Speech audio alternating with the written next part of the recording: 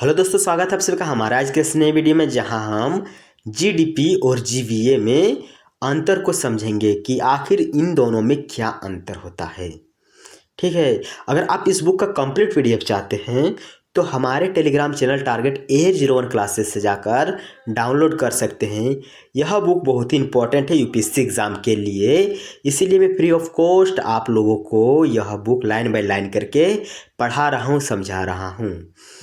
तो आप वीडियो में अगर नए हैं तो सब्सक्राइब कर दीजिए, क्योंकि मैं जब तक यह बुक कंप्लीट नहीं होगा तब तक आप लोग का क्लास मैं कराते रहूँगा। ठीक है। तो आज हमें क्या पढ़ना है, जीडीपी और जीवीए।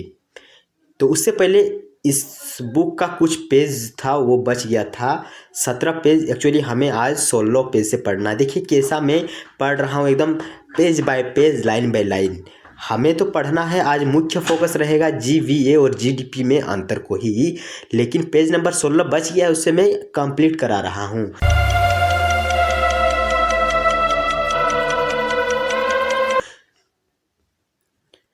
तो ये जो पेज था ये बच गया था, तो हम आज थोड़ा सा यहाँ से पढ़ लेते हैं, उसके बाद हम वहाँ पर जाकर पढ़ेंगे, जीवीए और जीडीपी में अंतर को समझेंगे।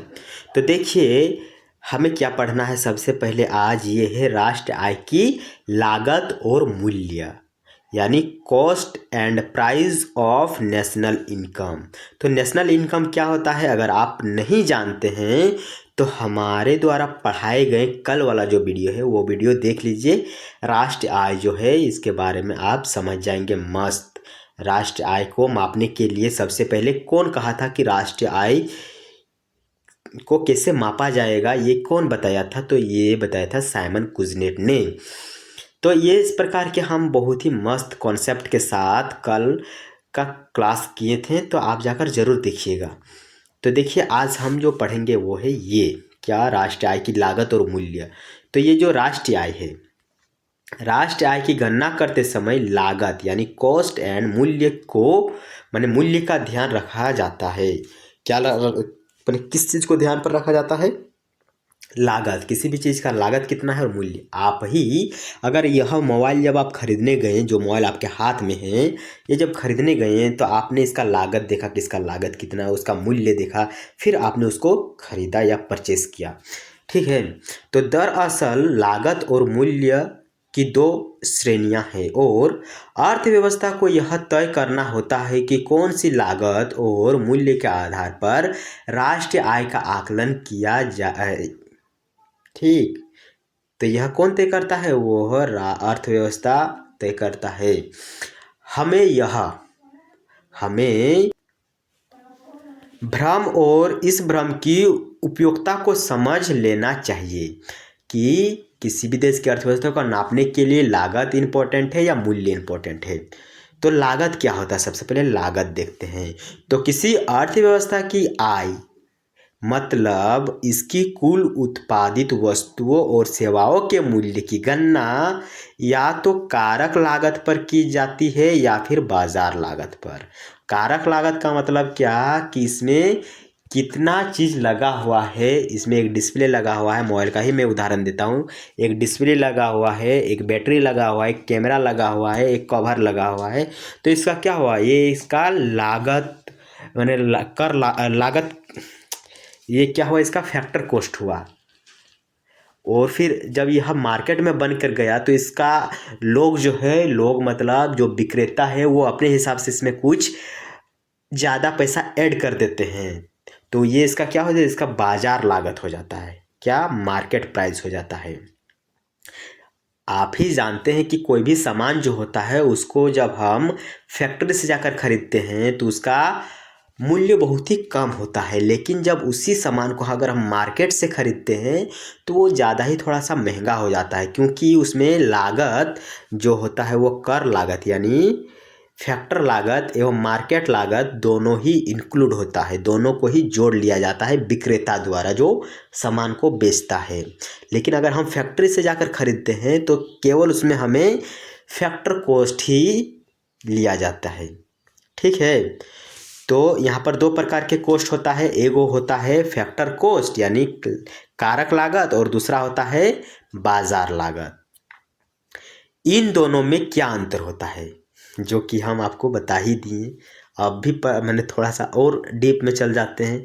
कारक लागत मूलतः निवेश की गई लागत है, यानी इसमें कौन कौन से चीज़ को निवेश किया गया है, मोबाइल में बनाने में हम क्या क्या चीज़ों का इस्तेमाल किए हैं, ये इसका होता है कारक लागत, जिससे उत्पादक उत्पादन प्रक्रिया के दौरान लगाता है, जैसे कि पूंजी की लागत, ऋण पर ब्याज, कच्चा माल, श्रम, किराया, बिजली इत्यादि। ये क्या है? ये आपका हो गया कारक लागत। इसे फैक्ट्री लागत या उत्पादन लागत मूल्य भी कहते हैं। यह कुछ और नहीं, निर्माता के नज़रिए से वस्तु की कीमत है। निर्माता यानी जो वस्तु का निर्माण किया, उसके नज़रिए से वस्तु की क्या है? लागत है। नज़रिए से वस्तु की लागत। दूसरी तरफ जो बाजार लागत है, यह वस्तु की कारक लागत पर अप्रत्यक्ष कर जोड़ने के बाद प्राप्त होता है, जो कि हम आपको समझा ही दिए। इसमें कुछ टैक्स को भी इंक्लूड किया जाता है कि आखिर इसका कुछ टैक्स जो है वो कौन, अगर हम इस पर टैक्स लगा देते हैं तो यह इसका बाजार लागत हो जाता है, और हम भी कुछ अपने मुनाफे के लिए इसको ज़्यादा ही दाम पर बेचेंगे। इसका अर्थ यह हुआ कि वह लागत जिस पर वस्तु बाजार में पहुंचती है, मतलब शोरूम में वही होता है क्या? बाजार लागत। उत्पादक जीएसटी केंद्र सरकार को सैनवेट और केंद्रीय उत्पादन शुल्क एवं सीएसटी देता है। ठीक है, तो ये जो है क्या क्या हम लोग अभी पढ़े, दो प्रकार के लागत पढ़े, कारक लागत पढ़े और एगो बाजार लागत पढ़े। बाजार लागत में टैक्स इंक्लूड होता है, जबकि कारक लागत में टैक्स इंक्लूड नहीं होता है। हम लोग भारत में जो है इसी प्रकार के वस्तु देखते हैं कि ज़्यादा से ज़्यादा उसमें टैक्स लगाया जाता है, यानी उसी पर टैक्स लगाकर अपना भी टैक्स को उसी में इंक्लूड कर देता है। कोई भी वस्तु है जो आप खरीदते हैं तो उसमें लिखा हुआ रहता है कि ऑल टैक्स इंक्लूडेड, लिखा हुआ रहता है ना। कोई भी आपके पास अभी आप जहाँ पर खड़े हैं, कोई भी ऐसे वस्तु, कुरकुरे का हो गया, चॉकलेट हो गया, उसको उठा कर देखिए, उसके प्राइस के बगल में लिखा हुआ रहेगा ऑल प्राइजेस इंक्लूडेड, RS 20 रुपया, 10 रुपया, 5 रुपया। ठीक है, तो भारत आधिकारिक तौर पर राष्ट्र आय की गणना कारक लागत पर किया जाता है। यानी भारत में जो राष्ट्र आय है, इसकी गणना कहाँ पर, कौन से कोस्ट पर किया जाता है? इसकी जो गणना है यह कोस्ट मतलब फैक्टर कोस्ट पर किया जाता है, क्योंकि मार्केट प्राइस लोग बढ़ा चढ़ाकर उसके दाम को बेचेंगे, तो इससे अच्छा है हम फैक्टर कॉस्ट को लेंगे, क्योंकि उसमें जो जो सामान लगा है उसी के हिसाब से हम राष्ट्र आय की गणना करेंगे। वैसे राष्ट्र आय के जो आंकड़े हैं ये बाजार लागत पर भी प्रकाशित किए जाते थे, पहले किया जाता था, तब सरकार थोड़ा सा नाबूझ था। इसका इस्तेमाल सरकार के साथ साथ निजी क्षेत्र भी किया करता था, यानी सरकार के साथ साथ निजी क्षेत्र भी किया करता था, फैक्टर कॉस्ट पर नहीं, मार्केट कॉस्ट पर राष्ट्र आय की गणना करने के लिए। फरवरी 2015 में जो कि CSO है, उसके द्वारा राष्ट्र आय की गणना बाजार मूल्य पर की जा रही है, जो वास्तव में बाजार लागत पर ही है। मूल्य संवर्धन, जो कि आज हमें पढ़ना है, GVA क्या है, में जो कर का जो उत्पादन कर है, प्रोडक्शन जो हम लोग करते हैं, उस पर जो टैक्स लगता है, उसको भी शामिल करने के बाद हम बाजार मूल्य पाते हैं। यानी जब हम किसी भी चीज़ का उत्पादन करते हैं, उसमें टैक्स लगाते हैं, उसके बाद हमें बाजार मूल्य प्राप्त होता है। उत्पादन कर जो होता है यह केंद्र एवं राज्य के अप्रत्यक्ष कर हैं। उत्पादन पर जो कर लगाता है वो केंद्र सरकार भी लगाता है और गवर्नमेंट लगाता है, जो कि सेंट्रल गवर्नमेंट होता है, वो भी लगाता है। वस्तु एवं सेवा कर को अपना लेने के बाद इस गणना में काफ़ी सुविधा हुई। पहले क्या होता था, GST क्यों लाया गया? GST भारत में इसलिए लाया गया क्योंकि उससे पहले किसी भी सामान पर जो टैक्स लगता था उसके लिए हमें गवर्नमेंट, जो कि सेंट्रल गवर्नमेंट हो गया और स्टेट गवर्नमेंट हो गया, दोनों को ही टैक्स देना पड़ता था। लेकिन जीएसटी लगने के बाद इसमें हमें टैक्स तो चुकाते हैं, लेकिन उस टैक्स को सरकार दोनों में बांट लेती है, हमें दोनों को नहीं देना पड़ता है, वो अपने हिसाब से उसको मैनेज कर लेता है। ऐसा इसको याद रखिए, ठीक है। तो जीएसटी लगाने के बाद ये इसमें हमें सुविधा देखने को मिला। तो जो ये मूल्य है, मूल्य, अब हम लोग लागत देख लिए और मूल्य देख रहे हैं। अब तो आय को दो मूल्य, अस्थाई और चालू यानी कॉन्सोनेंट एवं करेंट से निकाला जाता है। तो चालू मूल्य क्या होता है, जो अभी चल रहा है, और कॉन्सोनेंट का मतलब इसका प्राइस कितना था उस समय, उसी को हम लोग मानते थे। जैसे जो कि हमारे पास साइनोसेप्टिका पेन है, वो अभी 4 रुपये में मिल रहा है, तो ये इसका करंट प्राइस हो गया, करंट प्राइस 4 रुपये। लेकिन कुछ साल पहले ये हमें 2 रुपया में मिलता था, तो वो इसका क्या हो जाएगा, वो इसका होगा कॉन्सोनेंट प्राइस, यानी मूल्य, अस्थाई मूल्य हो जाएगा। तो ये जो होता है, ये सरकार भी इसी चीज़ को अपनाती है। सरकार अगर जीडीपी को मापती है ना, तो वो अस्थाई मूल्य को ही लेती है, क्योंकि यह मूल्य ज़्यादा परिवर्तन वाला नहीं होता है। सरकार एक फिक्स ईयर माप लेती है, जैसे कि 2012 11 12 ही है, हाँ, उसी को अस्थाई मूल्य माना जाता है और उसी के हिसाब से राष्ट्र आय की गणना की जाती है। अस्थाई और चालू मूल्यों में अंतर सिर्फ मुद्रास्फीति के असर का है। अस्थाई मूल्यों के मामले में मुद्रास्फीति को, तो ये जो मूल्य होता है, ये एक मूल्य को फिक्स कर दिया जाता है भारत सरकार के द्वारा, और एक करंट मूल्य होता है जो कि हर साल चेंज होते रहता है। जैसे कि अभी ये आपके सामने कोई भी वस्तु है, ये मोबाइल ही पहले मिलता था सस्ता में, अब इसका दाम बढ़ गया, तो थोड़ा सा यहाँ पर जो लिखा हुआ है उसके हिसाब से थोड़ा सा पढ़ने का मैं प्रयास करता हूँ। जैसे मेरा माइंड थोड़ा सा घसक गया था, डिस्टर्ब हो गए थे, सॉरी, माफ़ करना इसके लिए। तो देखिए, ये जो अस्थाई मूल्यों के मामले में मुद्रास्फीति को पहले के किसी साल में स्थिर माना जाता है, जिसे आधार वर्ष कहा जाता है। आधार वर्ष भारत का कौन सा है, 11 वर्ष 2011-2012 भारत का क्या है, एक आधार वर्ष है। जबकि वर्तमान जो प्रेजेंट मूल्य है उसके लिए मुद्रास्फीति को जोड़ा जाता है। मुद्रास्फीति मतलब वस्तु के बढ़े हुए मूल्य को भी जोड़ लिया जाता है, और आधार वर्ष में मुद्रास्फीति को नहीं लिया जाता है। दरअसल वर्तमान जो मूल्य होता है, अधिकतम खुदरा मूल्य यानी एमआरपी, एमआरपी मतलब क्या होता है, मैक्सिमम प्राइस रेट प्राइस, ठीक है। अधिकतम ही, एम का मतलब होता है अधिकतम, खुदरा का मतलब होता है और एम, खुदरा का मतलब क्या होता है, क्या होगा, खुदरा, रिटेलर, सॉरी माफ़ करना,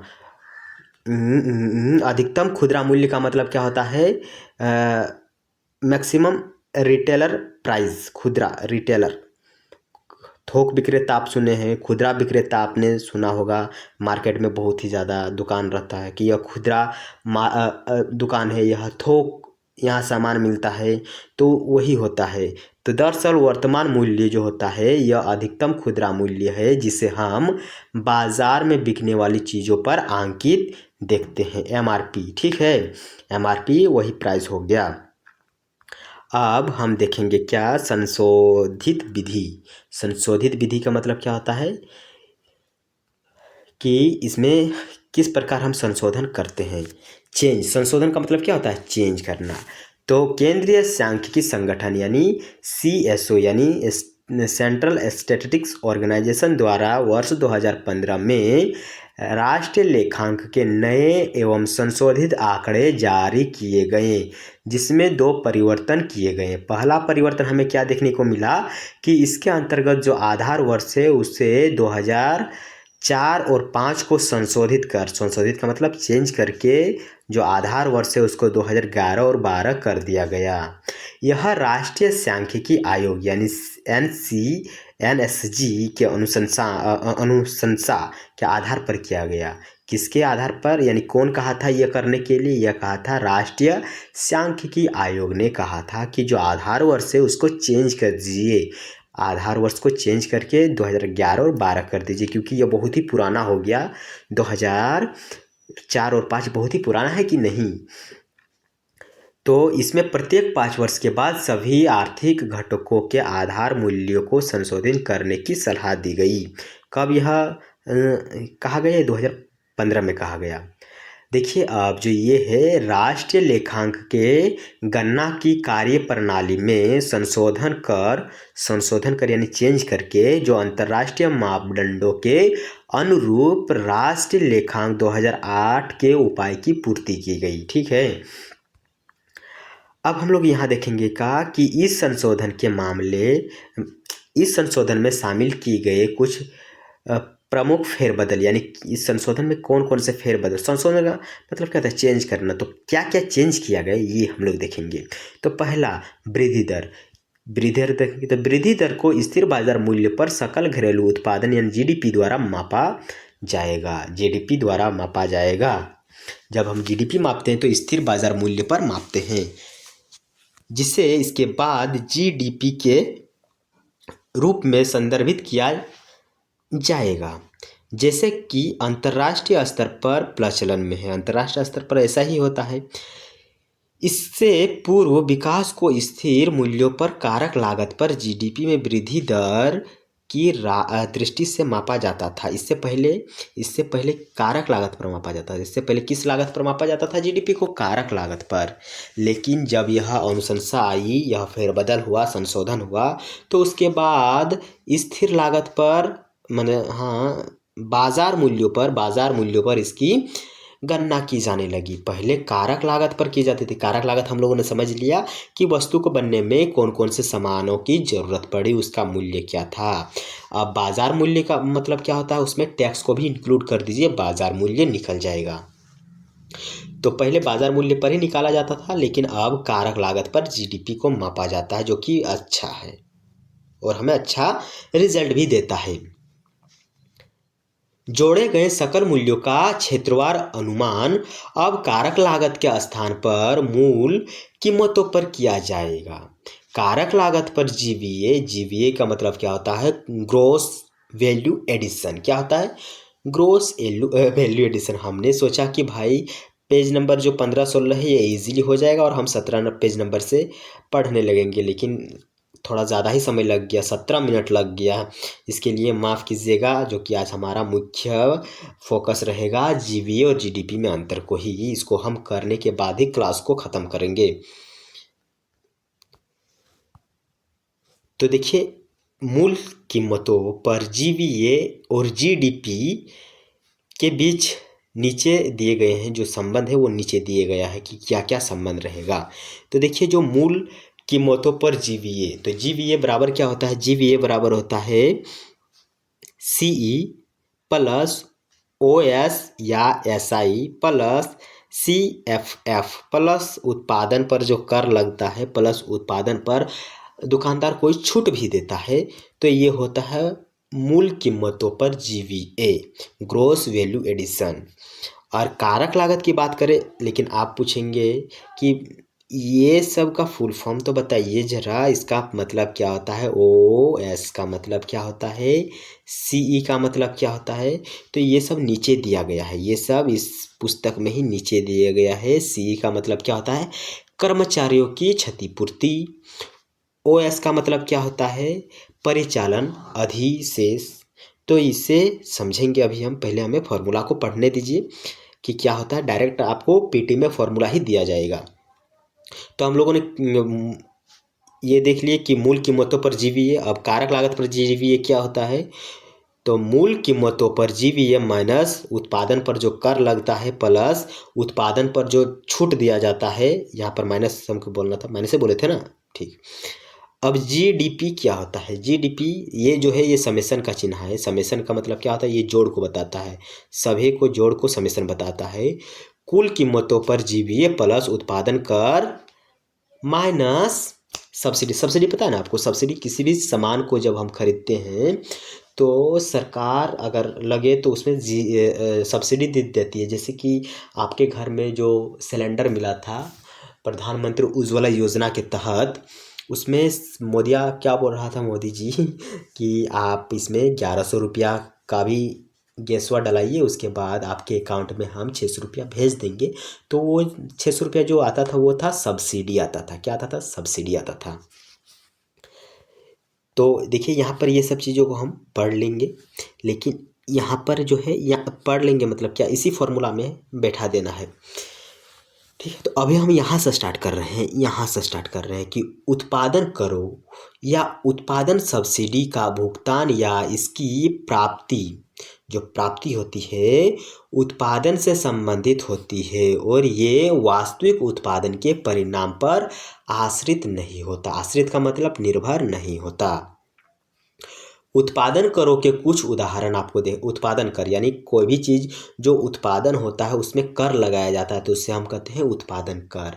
ब्रिटिश जो थे वो भारत में इतना लोगों का शोषण क्यों करते थे? क्योंकि वो भारत में पहले कृषि का ही ज़माना था, लोग ज़्यादा कृषि पर ही ध्यान देते थे।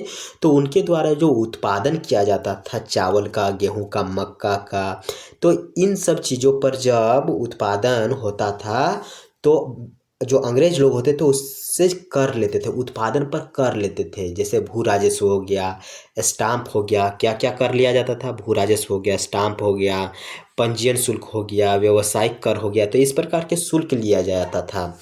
ठीक है, तो यह जो कर है यह कर बहुत ही ज़्यादा भी हो सकता है, बहुत ही कम भी हो सकता है। यह डिपेंड करता है लेने वाले के ऊपर कि वह आखिर कितना कर ले रहा है। तो जो कुछ उत्पादन सब्सिडी रेलवे को सब्सिडी, किसानों को वस्तुगत सब्सिडी, गांवों एवं लघु उद्योगों को सब्सिडी, निगमन एवं सहकारी समितियों और प्रकाशित सब्सिडी इत्यादि। तो ये कुछ सब्सिडी के आपके उदाहरण देखने को मिलता है। सरकार जब समझ जाती है कि यह सामान अनिवार्य है, यह वस्तु अनिवार्य है, यह लोगों को पहुंचाना अनिवार्य है, तब सरकार की करती है, सरकार करती है उस सामान को तो लोगों तक पहुंचा देती है, लेकिन बाद में लोगों को उस वस्तु का मूल्य उसके खाते पर भेज दिया जाता है। इसी को कहते हैं सब्सिडी। एक तरीका ये हो गया। दूसरा तरीका ये होता है कि जो बेचने वाला होता है उसको सरकार क्या करती है, उसको सरकार पैसा पहले ही दे देती है कि आप यह पैसा पकड़िए, आप उस आदमी को इसको फ्री में ही दे दीजिए। तो इस प्रकार दो प्रकार का यहाँ पर सब्सिडी चलता है भारत में। पहला सब्सिडी क्या हुआ? पहला सब्सिडी हमें तो वस्तु का मूल्य चुकाना ही पड़ेगा, लेकिन वो उसका पैसा हमें खाते पर जरूर मिलेगा। ठीक है। दूसरा क्या होता है कि दूसरा सब्सिडी क्या होता है, जो बेचने वाला होता है, मान लीजिए कि दुकानदार है, तो दुकानदार जो है वो दुकानदार को सरकार पहले ही पैसा दे देगा और दुकानदार को बोलेगा क्या कि यह जो वस्तु है इसको आप जो लेने वाला है उसको फ्री में दे दीजिए। तो दो प्रकार के यहाँ सब्सिडी का तरीका चलता है। सब्सिडी इसलिए दिया जाता है क्योंकि सरकार समझती है कि यह वस्तु बहुत ही अनिवार्य है, बहुत ही इम्पोर्टेंट है, लोगों को इसका उपयोग करना चाहिए, लेकिन लोगों के पास पैसा नहीं होता है, तब सरकार ही कदम उठाती है। यह पूंजीवादी अर्थव्यवस्था का रूप नहीं है, ये एक समाजवादी अर्थव्यवस्था है जहाँ सरकार अर्थव्यवस्था में डायरेक्ट इन्वॉल्व हो जाती है। ठीक है, तो इस प्रकार सब्सिडी का उपयोग सरकार करती है। तो उत्पादन करो या सब्सिडी का भुगतान या इसकी प्राप्ति उत्पादन के प्रति यूनिट पर होती है। उत्पादन करों के कुछ उदाहरण आपको देखने को मिल रहा है, जहां पर आपको उत्पादन कर, बिक्री कर, सेवा कर, आयात निर्यात शुल्क, ये सब कर देने हमें होते हैं। उत्पादन सब्सिडी में खाद्यान्न, पेट्रोल और उर्वरक सब्सिडी, किसानों को बैंकिंग के जरिए, जो कि मैंने आपको बताया कि खाते में ही आपको भेज दिया जाता है, परिवारों को बीमा कराने के लिए कम दरों पर प्रदत्त सब्सिडी शामिल है। तो ये तो उतना खास है नहीं, यानी खास का मतलब क्या, इम्पोर्टेंस नहीं है, ये भी उतना इम्पोर्टेंट नहीं है। मैं आपको पीडीएफ प्रोवाइड करा दूंगा, आप उसको पढ़ लीजिएगा। ठीक है, पीडीएफ आपको पढ़ें या फिर आप ही पढ़ लीजिए, हम आज यहाँ से पढ़ेंगे। पीडीएफ लेकिन मिलेगा कहाँ, वो तो बताइए ज़रा। पीडीएफ मिलेगा हमारे टेलीग्राम चैनल टारगेट 801 क्लासेस से। लिंक नीचे है, जाकर डाउनलोड कर लीजिएगा, नहीं तो आपको शो हो रहा होगा, इसको सर्च कीजिएगा टेलीग्राम। लेकिन आपको सुनिए, टेलीग्राम नहीं है तो क्या हुआ, टेलीग्राम आपको डाउनलोड करना होगा। स्मार्ट पढ़ाई के लिए टेलीग्राम का होना अति आवश्यक है, क्योंकि समय आपके पास बहुत ही कम है। आपको पीडीएफ कलेक्ट करना है और पीडीएफ के सहारे पढ़ना है। आपको लिखने का कोई झंझट अभी नहीं देना है, लिखने पर समय नहीं देना है। पीडीएफ को रीड कीजिए, समझिए, हो जाएगा। स्मार्ट स्टडी इसी को कहा जाता है। ठीक है, तो 25 मिनट चलिए हो गया है। पीडीएफ डाउनलोड कर लीजिएगा, इसको पढ़ लीजिएगा। 3 नंबर, 4 नंबर और 5 नंबर, आज हम लोग का जो मेन टॉपिक था वो हमें पढ़ना है। क्या है, जीवीए वर्सेस जीडीपी। तो देखिए, आर्थिक वृद्धि का अनुमान। कोई आदमी बहुत ही ज़्यादा वृद्धि हो गया है, वृद्धि मतलब अमीर हो गया है, उसका अनुमान 2 मुख्य विधि से माप सकते हैं हम। कौन कौन से 2 मुख्य विधि, एक होता है मांग पक्ष, एक होता है आपूर्ति पक्ष। मांग पक्ष मतलब मांगने वाला पक्ष, और आपूर्ति पक्ष मतलब देने वाला पक्ष द्वारा लगाया जाता है। आपूर्ति विधि के अंतर्गत विविध आर्थिक क्षेत्र होते हैं, जैसे कि यथा कृषि, यथा हो गया, कृषि हो गया, उद्योग हो गया, और सेवा क्षेत्र हो गया। तो आर्थिक क्षेत्र द्वारा किया गया जो मूल्यवर्धन होता है, वैल्यू एडिशन होता है, उसको जोड़कर सकल वर्धित मूल्य यानी जीवीए का अनुमान लगाया जाता है। इसमें क्या होता है, जीवीए में क्या होता है, इसमें हम आपूर्ति पक्ष जो सामान बेचता है उसके मूल्य को ऐड कर लेते हैं। ठीक है, यानी दुकानदार, देखिए कि जो दुकानदार है वो दुकानदार क्या है, सभी सामानों को लिख लेगा और सरकार को प्रोवाइड करेगा कि ये सामान बेचा है, तो ये सब आप लोग हिसाब में रखिएगा। ये हो गया। या फिर दूसरा पक्ष क्या हुआ, मांग पक्ष, यानी जो हम खरीदते हैं तो हम लिखेंगे कि हम आज ये चीज़ खरीदें, उसका लिस्ट बनेंगे, सरकार को देंगे और सरकार इससे जीडीपी और जीवीए निकाल लेगी। समझे, कुछ समझ गए होंगे। तो इस प्रकार इस विधि द्वारा सभी आर्थिक घटकों द्वारा जो अर्जित आय है उसका अनुमान प्राप्त होता है। जीवीए में क्या होता है, जीवीए में आपूर्ति विधि का प्रयोग किया जाता है। जीवीए मतलब सकल वर्धित मूल्य, जी का मतलब क्या होता है, ग्रोस, वी का मतलब वैल्यू, देखिए यहाँ पर लिखा हुआ है मूल्यवर्धन, तो वैल्यू एडिशन यानी जितना भी उसका मूल्य है सब मूल्य को जोड़ लीजिए। फिर दूसरी तरफ जो मांग विधि है, इसके अंतर्गत सकल घरेलू उत्पादन जीडीपी की गणना अर्थव्यवस्था में किए गए सभी व्ययों यानी एक्सपेंडिचर, जितना भी हम लोग चीज़ों का पर खर्चा करते हैं उसको जोड़कर किया जाता है, जो कि मैंने आपको बहुत ही सरल भाषा में, देहाती भाषा में समझाने का प्रयास किया। समझ जाइए, ऐसा ही पढ़ा जाता है एक्चुअल में। मोटे तौर पर किसी अर्थव्यवस्था में व्यय के 4 स्रोत होते हैं। क्या क्या व्यय किया जाता है, एक तो निजी उपभोग किया जाता है, यानी अपने निजी उपभोग के लिए करेंगे, या तो सरकारी व्यय करता है, सरकार भी देता है ना, या तो हम कुछ चीज़ों को अपने निजी स्वार्थ के लिए खरीदते हैं, या सरकार कुछ चीज़ को व्यय कराता है, या फिर व्यवसाय जगत का व्यय होता है, जो कि कोई प्राइवेट कंपनी हो गया या निर्यात हो गया, जैसे व्यापार शेष हो गया। तो इस प्रकार के 4 गो आपको स्रोत देखने को मिलता है व्यय का। एक होता है निजी उपभोग, दूसरा होता है सरकारी व्यय, और तीसरा होता है व्यवसाय व्यय, और चौथा होता है क्या, निबल निर्यात। ठीक है, 4 गो आपका होता है। इसके अंतर्गत जो सरकार है, इसके अंतर्गत सरकारों की जो कर है उसका आय एवं छूट के जो व्यय है, व्यय का मतलब क्या होता है, व्यय का मतलब होता है एक्सपेंडिचर, खर्चा, आय और व्यय। इतना तो समझ ही जाएंगे आप, क्योंकि आप यूपीएससी के एस्पिरेंट जो थे को भी शामिल किया जाता है। इस प्रकार जीडीपी का फुल फॉर्म जल्दी कमेंट में लिखिए जीडीपी का फुल फॉर्म क्या होता है, जीडीपी का फुल फॉर्म क्या होता है, जल्दी बताइए। ग्रॉस डोमेस्टिक प्रोडक्ट का अनुमान मतलब क्या, एस्टीमेट, जीवीए के निबल करो, यथास जो सकल कर प्राप्ति में से जो सकल छूट को घटाकर इसको हम निकालते हैं। यानी जो कि सकल का मतलब क्या होता है, सकल का मतलब क्या होता है, कंप्लीट, इसमें जितना भी सामान है, यानी भारत में जितना भी कर लगता है, सकल का मतलब पूरा भारत के जो भौगोलिक क्षेत्र है इसकी हम बात करते हैं, तो भारत में जितना भी कर लगता है उसको प्राप्त किया जाता है और सकल छूटों को घटाकर हम निबल कर को प्राप्त करते हैं। यानी जितना कर प्राप्त होता है, जितना कर छूट होता है, इसको जब हम घटाते हैं तब हमें निबल कर प्राप्त होता है। निबल का मतलब होता है शुद्ध। कल का वीडियो जरूर देखिएगा, वहाँ पर निबल ग्रोस यानी सकल का मतलब समझाया गया था मस्त तरीके से। जहाँ जीडीपी तुलनात्मक अध्ययनों के लिए बहुत उपयोगी अवधारणा है, वहीं जो जीवीए है इसके माध्यम से किसी अर्थव्यवस्था के विभिन्न क्षेत्रों का तुलनात्मक अध्ययन करना बेहतर होता है। ठीक है। जीवीए का मतलब जीवीए विशेषकर तब काफ़ी उपयोगी अवधारणा बन जाती है जब अर्थव्यवस्था की तिमाही वृद्धि दर का अनुमान लगाना हो। यानी जब किसी भी अर्थव्यवस्था के 3 महीना में, तिमाही का मतलब देखिए 12 महीना होता है, अगर उसको हम 4 से भाग दे देंगे तो कितना हो जाएगा 3 महीना 3 महीना को अगर कि भारत 3 महीना में कितना वृद्धि किया, अगले 3 महीना में कितना वृद्धि किया, तब हम जीबीए से मापते हैं। लेकिन अगर हम 1 साल की बात करें तो उसको हम जीडीपी में मापते हैं। इसके लिए विभिन्न क्षेत्रों के जीवीए के संकलन का मतलब होता है सबको जोड़ लीजिए, तो संकलन द्वारा जीडीपी का अनुमान लगाया जाता है। ठीक है। तो जीवीए और जीडीपी समझ गए होंगे। जीडीपी जो है, जीडीपी हम अंतर पढ़ रहे थे, भूल गए क्या टॉपिक क्या था, जीडीपी और जीवीए में अंतर।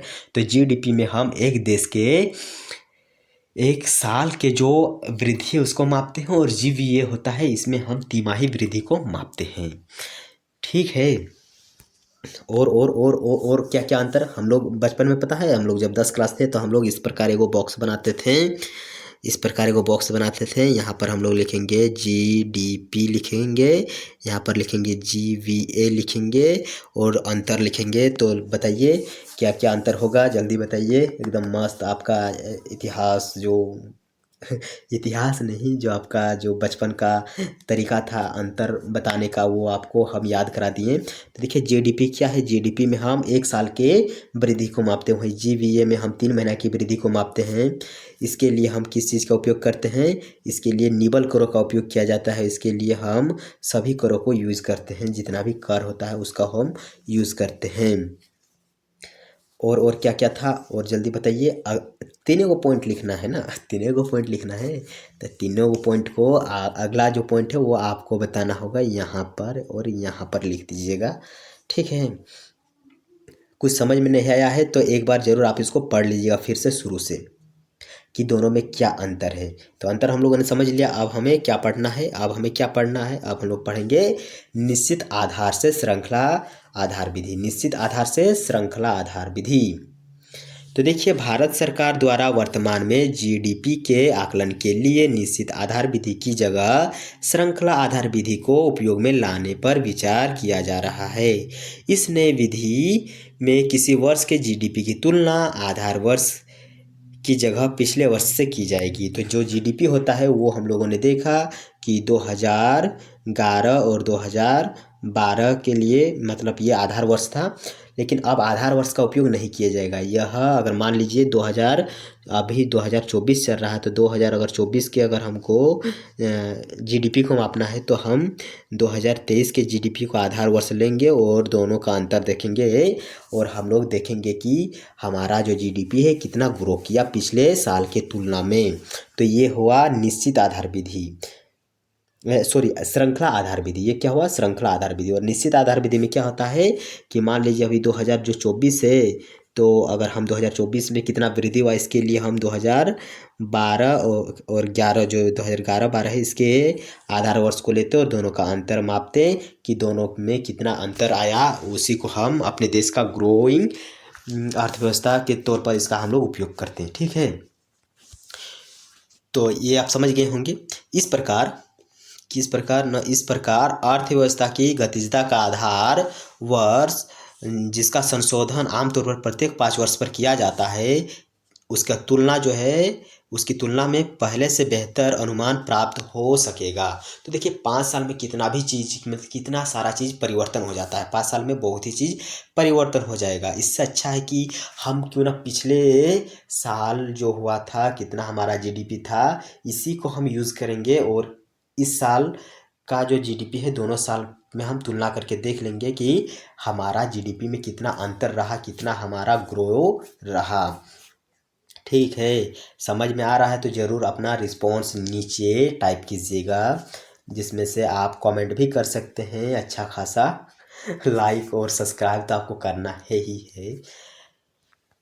अब देखिए जो ये है नई विधि, क्या है नई विधि कई दृष्टिकोण से बेहतर है, वो तो हमें पता ही है, बहुत ही इम्पोर्टेंट है क्योंकि आप पिछले वर्ष का जो सहारा ले रहे हैं। उदाहरण के तौर पर निश्चित आधार विधि के माध्यम में विभिन्न आर्थिक गतिविधियां जैसे कि उदाहरण हो गया आपका क्या उत्पादित वस्तु एवं सेवाएं के सूचकांक में दिए गए जो भार है यानी वेट्स हैं में अर्थव्यवस्था में जो संरचनात्मक स्ट्रक्चर चेंजमेंट आएगा, परिवर्तन आएगा। उस तो संरचनात्मक परिवर्तन आने के बाद भी कोई परिवर्तन नहीं आता।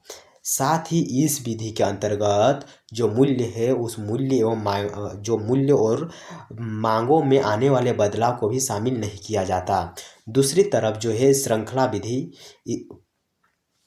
विधि में क्या होगा, अब जो न्यू विधि लाने का बात कहा जा रहा है इसमें क्या होगा, आधार विधि में आर्थिक गतिविधियों के सूचकांक भारों में वार्षिक जो स्तर है उस पर परिवर्तन आता है, जिस कारण इसके द्वारा अर्थव्यवस्था में होने वाले संरचनात्मक परिवर्तन को जल्द ही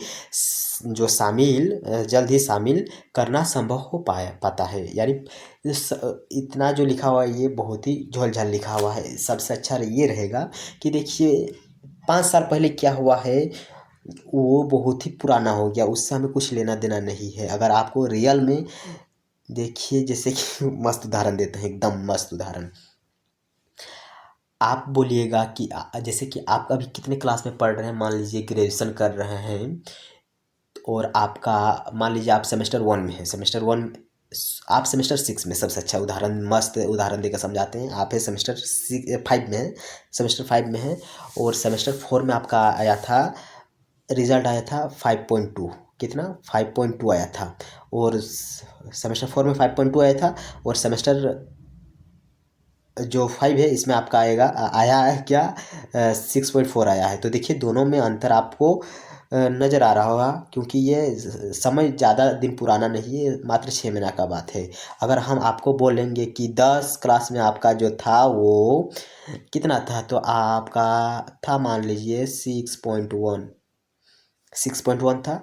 तो ये उस समय की बात है, उस समय उतना नहीं था, क्या सोशल मीडिया नहीं था उतना, आपको मन विचलित नहीं होता था, इसलिए आप 6.1 लाए ना, क्योंकि उसमें सोशल मीडिया नहीं था, आपका मन उतना विचलित नहीं होता था। लेकिन आज के ज़माने में आपके पास इंस्टाग्राम हो गया, फेसबुक हो गया और यूट्यूब शॉर्ट्स हो गया, तो इसमें आपका मन विचलित हो जाता है, आपका समय उसमें कुछ लग जाता है। फिर भी आप देखिए कितना मस्त प्रदर्शन इस बार किए, 6.4 लाए, यानी आपका वृद्धि कितना मस्त रहा उस।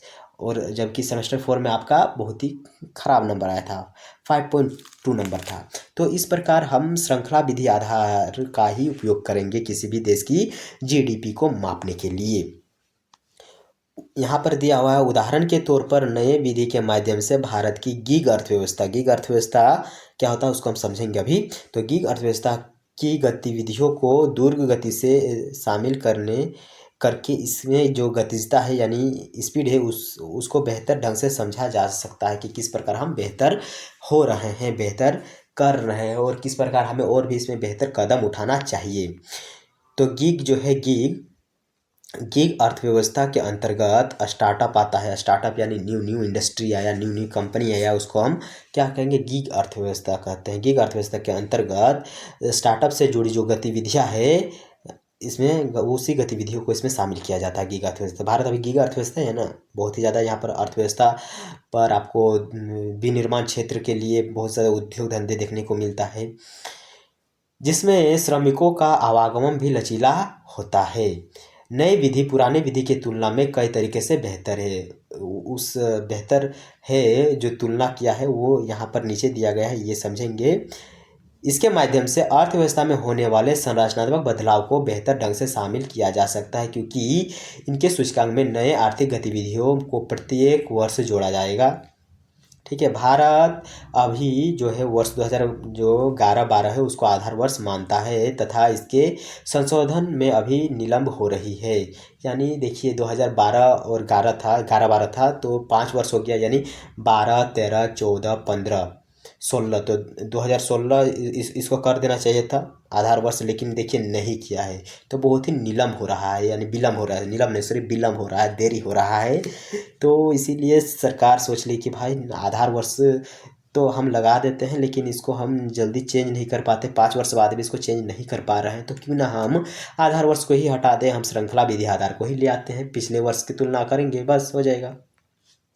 तो निलंब हो रही है। नई विधि में नए घटकों को हर वर्ष जोड़ा जाएगा जो प्रत्येक 5 वर्ष के अंतराल पर ही संभव है। ठीक है, और इसमें व्यवहार्यता जो कि बोला था कि 5 साल बाद हम आधार वर्ष को चेंज करेंगे, लेकिन वह नहीं हो रहा है, वो अभी हो रहा है लगभग 7 से 8 वर्ष लग जाते हैं।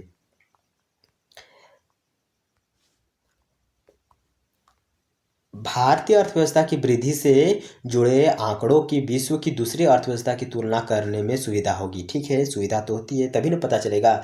जैसे कि हमारा भारत अभी 5वीं सबसे बड़ी अर्थव्यवस्था है, तो ये कैसा उस देश अमेरिका की तुलना किए, और ये चीन हो गया, जापान हो गया, इससे हम तुलना करते तब ना पता चलता है कि भारत की अर्थव्यवस्था कितनी बड़ी है। तो दूसरे देश से तुलना करते हैं हम, तो देखिए अगर हम आधार वर्ष को अभी चेंज कर देंगे ना, आधार वर्ष को चेंज कर देंगे तो जरूर है कि हमारा जो ये जो भारत की अर्थव्यवस्था है ये 5वें नंबर पर भी नहीं, ये 4थे नंबर पर आ जाएंगी अगर आधार वर्ष को चेंज करेंगे तो। लेकिन आधार वर्ष को सरकार चेंज ही नहीं कर रही है, और तुलनात्मक अध्ययनों में उच्च वस्तुपरकता आएगी। नई विधि को अभी अंतर्राष्ट्रीय स्तर पर सर्वोत्तम व्यवहार माना जा रहा है, यानी अंतर्राष्ट्रीय स्तर पर भी इसी आधार श्रृंखला विधि को ही अपनाया जा रहा है।